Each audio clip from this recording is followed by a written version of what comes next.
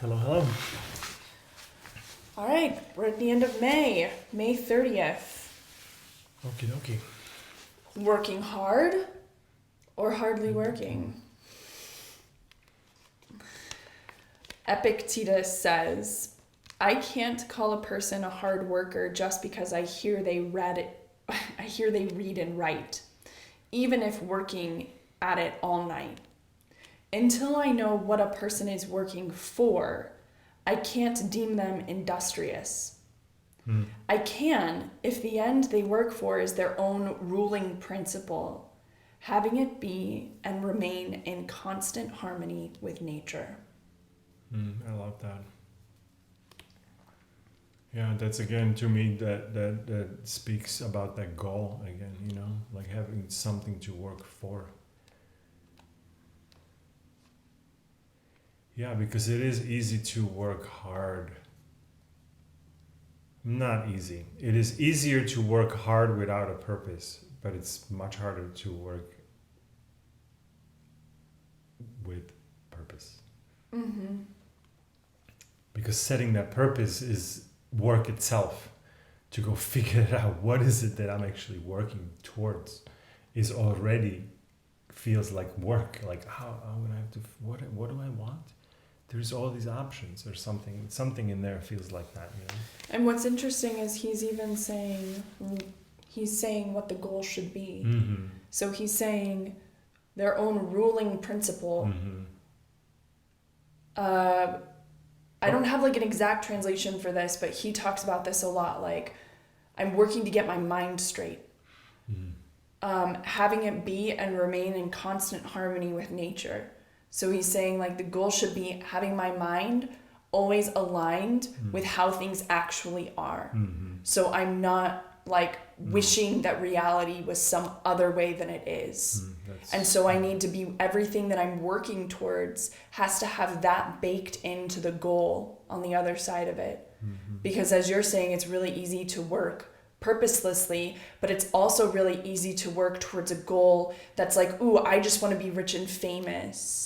Or I want to like be... a kind of like a goal that's that's not in that's line. that's not in line with some of these principles of yeah. Like it's aligned maybe with what you want, but yeah, but you're trying to manipulate reality to be what you want it to be, instead of saying, oh, I see what reality life is serving up for me. I accept it. I still move forward with the wants that I have in my system, but I'm not trying to like manipulate reality towards this goal over here where I'm better than everybody else in some way.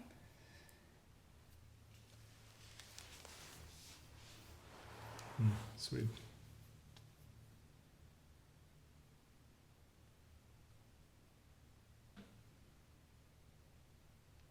Yeah, there's some good takeaways there for sure. Does anything else come to mind at this point? Nothing new, no.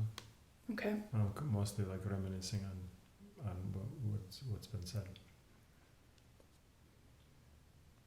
So I'll read Ryan then. Let's go. Okay. What are the chances that the busiest person you know is actually the most productive? We tend to associate busyness with goodness and believe that spending many hours at work should be rewarded. Instead, evaluate what you are doing, why you are doing it, and where accomplishing it will take you.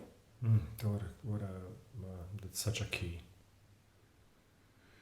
Yeah, because busy bodies is not really what you want. You want smart. There has to be something about like that purpose has to be there. It cannot just be like I'll just work hard on the things that are on my table, because you might fall into a line of work where there's always something on your table, and therefore you're gonna be just working on the things that are there, but you're not necessarily in control of what comes to that table. And that's I think what he's talking about is like, well, hold on, like I know it takes a little bit more effort perhaps to think about what do I want on that table or something. Yeah. You listen to the part in Outlive yet where Peter talks about objective strategy tactics? I think you did. It's more towards the beginning. Maybe. But he's sort of talking about in this kind of realm too, where like objective is what I want. Strategy is like the collection of ideas that will help me get there. And then the tactics are the specific things within that strategy of like, do this, do this, do this. Mm-hmm. And he's saying... It's the hierarchy, kind of the hierarchy. Yeah. Like a project So management. what these guys are saying is like people are stuck in tactics. Like they're busy, they're moving shit off their plate. Yeah, and they don't see those bigger and they're not saying like... And they don't see the even bigger containers. Right. And Peter was saying, making the same case in Outlive where he was like, most people spend their entire lives at the tactic level. Mm-hmm. And so we're going to actually zoom out here and we're going to look at this first by the objective. What are we trying to accomplish? Mm-hmm. Well, what we're trying to accomplish is to live better longer. That's what he's talking about in the book. Right. And now we can see how that turns into strategy and tactics from here. Yeah.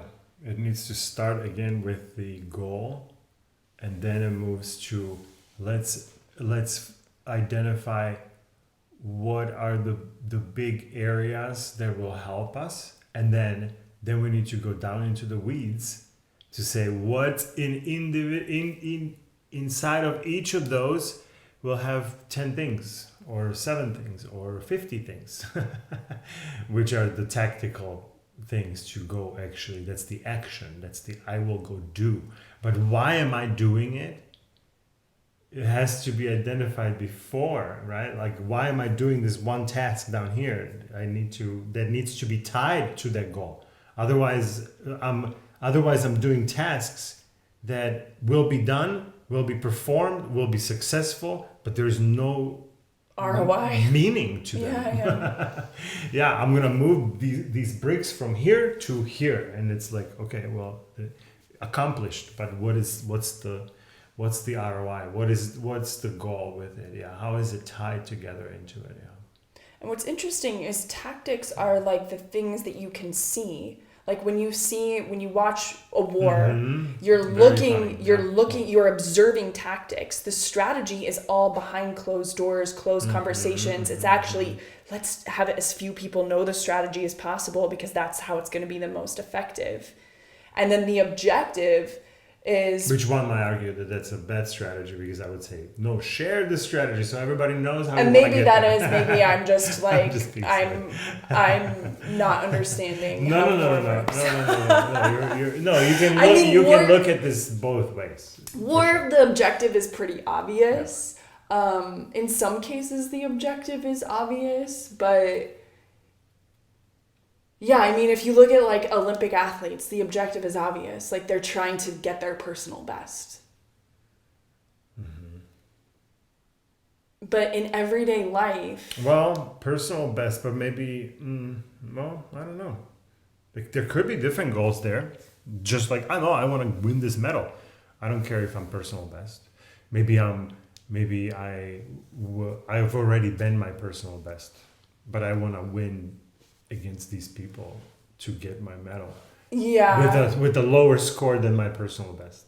I mean, you would need to be like so far and ahead of like head and shoulders above your competition at that point to be like, I don't care about my personal best. I just want to make sure I get gold against these losers in the back.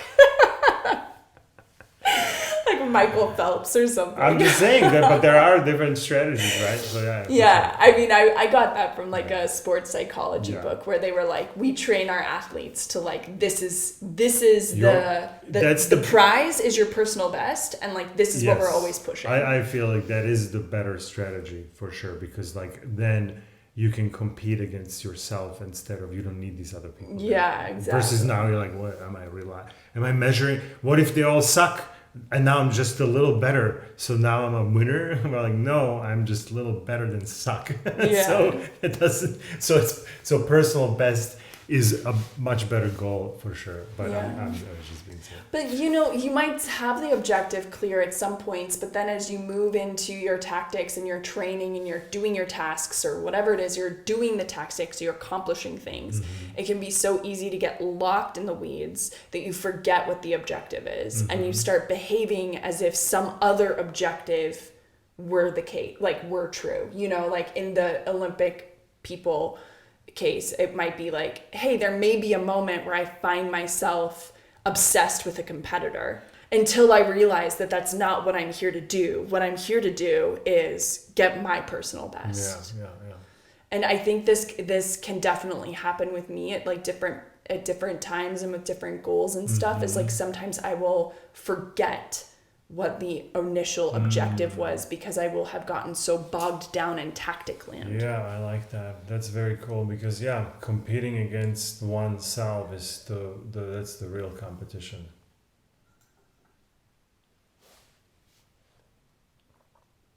Yeah. I like that a lot. Yeah. That's Me great. too. Excellent. All right. Well, Goody. thank you to Epictetus and Ryan and Stephen Hanselman and you at home for watching, and we'll see you here tomorrow.